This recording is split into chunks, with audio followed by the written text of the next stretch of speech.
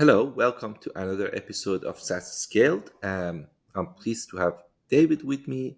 This time is different because I'm interviewing someone from Qrvey.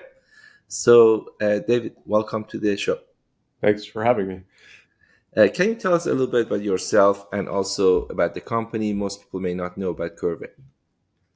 Yeah, happy to. As Armand said, my name is David Abramson. I'm the CTO here at Qrvey. And at Qrvey, really, our mission is to enable product teams and software product companies to really enhance their product roadmaps to offer really a complete platform of embedded analytic features and capabilities. And I guess a little bit more background. For many of us, myself and Armand as well, we've actually been in the analytics space for quite a long time. This is our second go around, second company specifically targeted at the business intelligence and analytics space. However, at Qrvey, really our focus has been 100% on enabling this embedded and integrated use case where software product teams can seamlessly integrate our software as part of their overall offering and use Qrvey to launch new product offerings and new capabilities out to their customers. Uh, as you mentioned, we are in the embedded analytic world. Uh, it's not a new concept, right? So it has been around embedded analytics for decades. Now the question is, how is different than ever? How do you see embedded analytics is evolving? What are the trends that you see that more than ever makes embedded analytics important for companies? Absolutely. I think, like you said, this is not a new space. Business intelligence and analytics has been around for quite some time. And I think specifically when we talk about embedded analytics, from kind of the Qrvey perspective, we're talking about software companies who want to create analytic capabilities as part of their product offerings. And historically, a lot of that was just creating a very well managed and curated set of visualizations, charts, and dashboards that users could view and really get insight into what's happening with their data inside of that application. But as we know, data and the challenges of presenting data and the complexities of working with data has certainly gone up. I think one of the most important aspects of data and analytics in embedded software has been obviously the introduction of higher complexity, not just around the data, but also around how companies deliver content to their customers.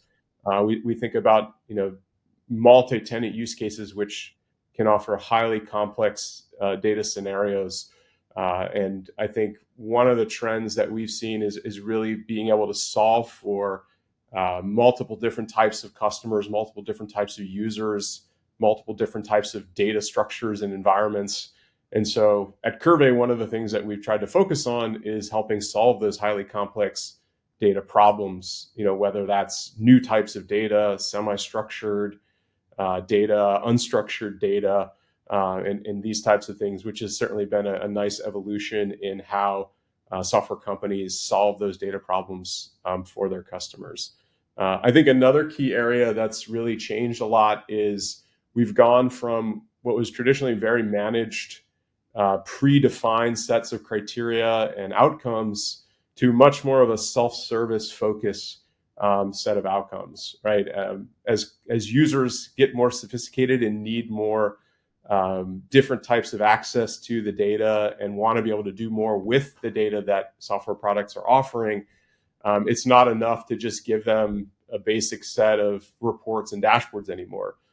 You have to be able to give them more capabilities, enable the business users to really use the content, create their own content, and also allow even maybe customer-facing teams to do more, to connect to more data sources, to define new outputs, new reports and dashboards, and maybe even create their own custom business rules and automations on top of that. So we're going from what used to be a very static kind of descriptive way of presenting the information to a much more self-service focused and very, very kind of comprehensive, user-driven way of accessing the data and analysis within products. Uh, One of the changes in industry and technology in general that was eye-opening to me was phone industry, the mobile phone industry. So we always had mobile phone, as far as I can remember, for many many years. But when a smartphone came in, and it just changed the focus and said this is really the way you should use your phone, we saw totally different use cases for phone, the same mobile phone industry, right? So even before iPhone was introduced to market, and smartphone and Android and other players, you may remember we had Nokia as a major player, we had Windows CE as a operating system for mobile phone at the time. So it was not like these concepts, even having operating system for mobile phone was not new, but packaging it in a way that a smartphone and iPhone in particular did when it was introduced, and then later on the app market that they brought to the market, it totally changed the perspective and the use case and how people used it and how much people used it, and it changed to overall. Um, and that was partially because of the focus that was brought into that domain. And as of today, still we see that kind of focus. Um, do you see that embedded analytics, embedded BI, also the market that we had 20 years ago, when we were serving that market, was kind of a market that everybody was serving more or less in a very generalist way, sometimes even just giving people iframe and say you can put your chart there and add it to your application could be counted as embedded BI. Even today, maybe some companies are still name that embedded BI. But now we are talking about a very more specialized, more specific use of embedded BI, not just from technology perspective, but the business model has evolved, the way you support has evolved, the way you train, the way you work with product managers to support them on the roadmap in front of their customers, and everything else around embedded BI and analytics has evolved. How do you see that part, and the way it was in the past and the way it is going to be in the future, that at this Qrvey is betting on? Yeah, I mean it's a great point. I think the industry has definitely evolved quite a lot to be much more specialized in terms of not just how software companies develop and build software. I think that's changed quite a bit, but also the value that they're trying to bring to their customers has had to change because software companies, in order to be successful, you really have to continue to evolve and innovate and create new value for your customer, for your end users. And I think embedded analytics has, at least with Qrvey, we've tried to evolve with that, right? We've tried to make sure that the sweet spot for Qrvey is to really partner with SaaS companies that already have highly complex multi-tenant SaaS applications, but they need to provide enhanced capabilities around their data and around the types of analytics that their customers want. And so it's not just about solving for those basic use cases anymore. It's about, again, providing more of the self-service capabilities. It's about providing highly complex mapping of multi-tenant security rules and logic. It's about potentially providing even more data-driven automation types of capabilities to the customer, so that they don't have to always log in to see the dashboards and the data anymore. They can actually get updates and alerts, maybe even in real time, when something changes or when they need to take action against some business process or some key performance indicator that they're tracking within their environments. It could even be more about bringing outside data. I mean, more and more people are creating different types of data today than ever. So if you want users to add their own data, upload their own data, bring data together from different environments and different application systems, that has to be part of the challenges that you're solving for in order to satisfy the user use cases and requirements that are going to continue to pop up and be presented.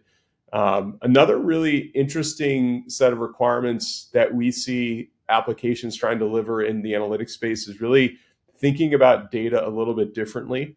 So it used to be that you would always want to just present the data that you had in, as meaningful a way as possible. But now, because businesses use so many different types of applications, I don't know the exact number, but I think I saw somewhere recently that most businesses have something like 100 different subscriptions to different types of applications, could be more. And so being able to integrate and connect and communicate with all these different services is becoming increasingly important as well. So not just being able to offer kind of your analytics experience in sort of an isolated model, but actually being able to communicate externally, being able to communicate and provide even maybe data as a service. So your more advanced customers can take advantage of the application data and integrate it with something else, maybe some other third-party tools. So there's all these different ways now that you have to be able to integrate and communicate, not just within your own existing application environment, but across the entire enterprise, where more and more applications are being used to satisfy a much wider variety of different use cases in the business world today. When it comes to embedded analytics, and obviously many SaaS applications need to embed analytics in order to enrich their functionalities when it comes to analytics, reporting, dashboarding, automation, as you mentioned. It comes with some rewards and it comes with some risks. Can you summarize from your perspective where the rewards are and where the risks are? If I'm a SaaS company, I'm listening to this conversation, and then I wanted to learn what I'm going to get out of embedded analytics if I do that, and what is that I need to be aware of and manage that risk. If I'm not careful, I may not get to the success that I need. Yeah, I mean, I think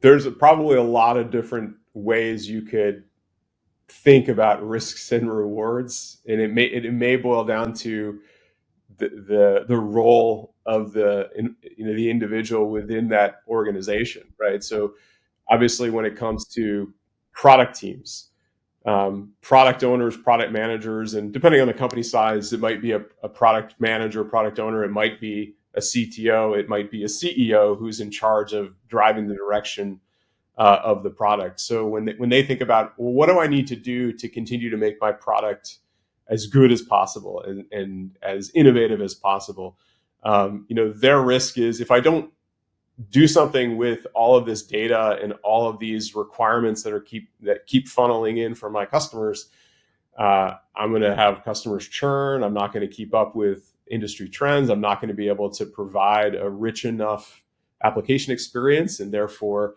my product isn't going to be as successful. And so obviously the big risk there is, if you do nothing and rely on just customers taking the data and doing with it what they want, you're missing out on a whole new set of opportunities to grow and enrich and enhance your product in meaningful ways. And so for them, they really always have to be thinking about, how am I going to build this into my product roadmaps? How am I going to continue to evolve and enhance and provide, the best types of capabilities to my customers? And you could think about doing that yourself, right? A lot of people in software say, hey, I've got a big development team. We know how to build software. Let me go ahead and just assign a team of folks and try to build this myself. Well, you can do that. In our experience, you can usually get only so far with that process. Partnering with companies like Qrvey, where we've done this for so many years, we have a huge amount of and breadth of expertise in how to deliver not just the basic types of capabilities, but all of those other things that I was just talking about, the self-service, the data automation, all the things that really make high value set of products. And therefore, you don't really have to, as product owners or product managers, you don't really have to think about all of those different things. You basically, by partnering with an embedded analytics company like a Qrvey, you get all of that, right? You get the built-in roadmap, you get the forward-thinking capabilities, you get the long-term vision of how to deliver really, really high-value capabilities in analytics downstream to your customers. Thinking about it from maybe a slightly different persona within the organization, if you're more of like the engineering side of the business, you're thinking about, well, how can I deliver capabilities in a timely, effective, and really optimized way? And I think a lot of companies think about, well, we can build software and we can do it effectively and we can deliver it in certain timeframes. But there's so many other aspects of building analytics software that I think get overlooked. Number one is performance. That's a huge factor when it comes to delivering successful analytical software technology. So if you're an engineering team and you're just thinking about the output and you just want to deliver a very, very nice looking set of analytic capabilities that are, UI, UX wise, very easy to consume and work with, but you haven't really thought about how is it going to perform as I start bringing in huge volumes of data or combining multiple different types of data environments and sources. I mean, that's a huge gap that you're going to have to figure out how to fill. And so there's so many different layers to creating a successful analytics strategy that the risk is you're going to miss some of those pieces and you're going to say, I'm going to focus on UI, but I really need now to figure out, well, how am I going to get the data organized, managed, blended, transformed, enriched, all these different layers that have to go into it. And so the risk is if you take it all on yourself, you're going to miss some of those pieces. And obviously the benefits of working with companies that have done this in an embedded way in the past, they know not just how to satisfy the UI UX requirements, but the data requirements, the roadmap requirements, the support requirements. So all layers of the process of really creating a successful analytics solution. When you look at the BI landscape, not just today, I mean, if you go back even 2 decades back and just look at all of these landscape that you can see in different reports, right? So if you look at different studies done in the market, that the top 25 players in the market, they put it on the map. You can always find a lot of companies in this domain, and it may look a little bit crowded. It may be sometimes even a little bit confusing for people to look at the market, BI market, and say, it looks all the same. If all of us, all of the analytic companies are in a exhibition, are within the same show, and we have different booth places, and then we are presenting ourselves, people going from booth to booth and just hearing the same thing, that some of the value props, some of the explanations may be very similar to each other. How would you interview someone with a few questions to realize, okay, this is your segment versus the others? In other words, how do you describe the segments in our market to be able to simply say which company is shining within what segment? I have heard different categorizations from different people. I'm interested to know, how would you, categorize that? How would you segment the market? Yeah, that's an interesting question.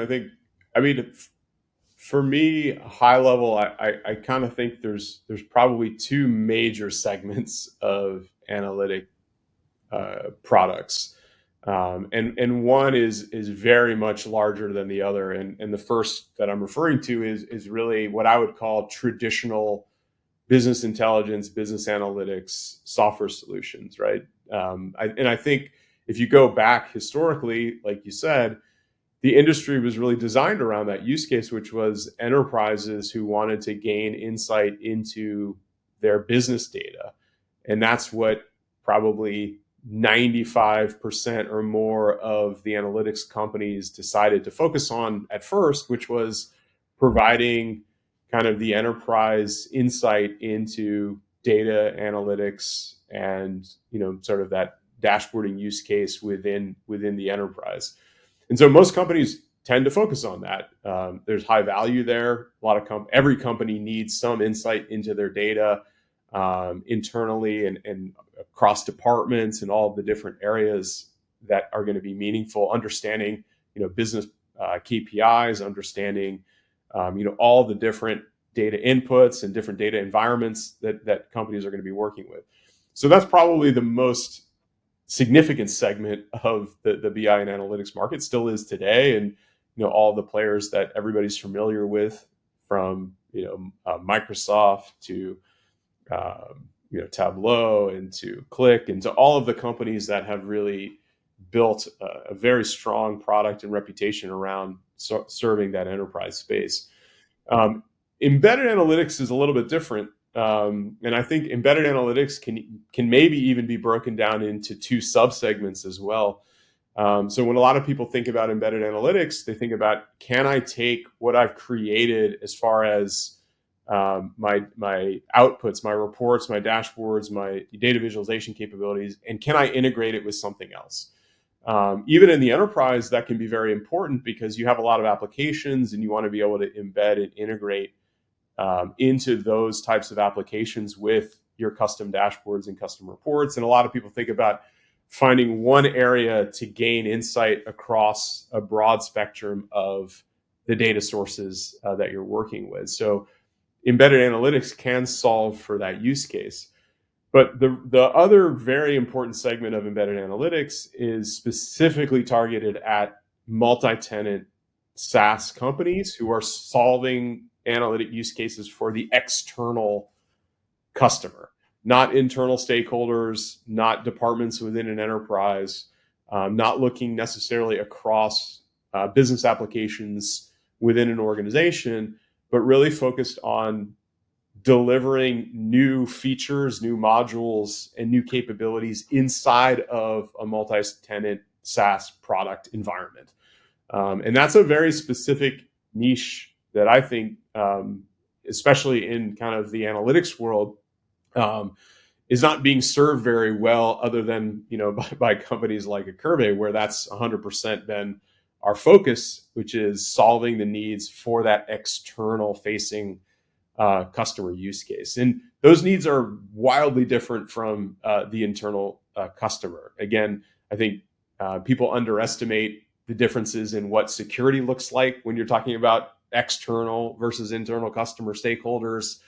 People underestimate the differences between what the data needs to look like and the performance around that data, what that needs to be when it comes to external versus internal stakeholders. And the other aspect of it, I think, is more on the business side, which is monetization, right? So when you're building for internal projects and you're designing analytics, even in embedded scenarios, you're not really thinking about, how am I going to turn this into something that generates a high ROI from the product side or from the product standpoint.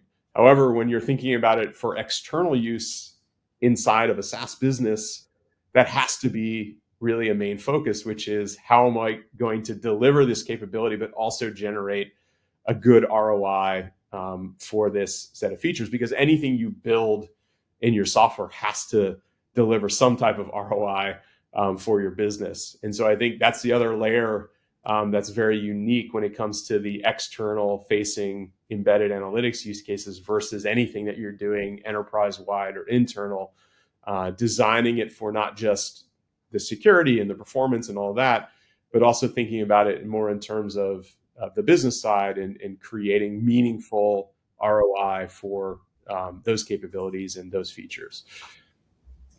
Um, Now, when it comes to BI analytics, you mentioned, for example, some of these technologies are being mostly used for internal use cases, some of them used for external users. And, in that case, monetization and generating revenue will be, highlighted more often. uh, Now, with regard to all of these technologies and all of these use cases, uh, now, how do you characterize that some of these companies that may wanted to use it for external use cases, for external users, and they wanted to really definitely, use that model, uh, the differentiation it comes to place from licensing perspective, right? So, how do you characterize that? Because there is totally different way to really look at it from contract perspective, from the way you license the technology. How do they differ from each other? To me, that also can be totally different in these two kind of use cases. Yeah, absolutely. And I think that is a very important aspect of solving or serving that embedded software use case. It is licensing, and historically, again, most software, particularly designed around the enterprise and designed around solving the needs across the users of that enterprise, have typically been licensed that way. They've been licensed by the number of seats, the number of users, the number of um, deployments, internal deployments that you might have. And so that model works great within a business where I'm going to have 100 users that are going to be accessing this thing, and so therefore I can buy a license and I can assign licenses to the people that are going to be accessing this. In the external use case, you typically don't have that luxury, because ultimately you may not know how many users are going to be accessing the system, or you also want to be able to plan for growth. So if you're a growing software business, you don't want to be bound by this sort of misfit, or sort of um, incongruent license model that doesn't match to how you want to grow your software business. So if you have to constantly be buying more user-based licenses to add new customers and new deployments and new tenants and all these different things within your environment, that doesn't really translate to a successful growth model. So I think licensing definitely has to change when it comes to solving for that external use case, which is why having licenses that isn't tied to something like users, or maybe even like the size of the system, right? CPU based licensing is also very challenging, because again, you don't want to be bound by the constraints of the hardware to deliver a high value set of capabilities and products. So I think that's a really important point to understand, where if the licensing doesn't match, especially for a software company that's looking to grow and expand and build out a successful set of capabilities and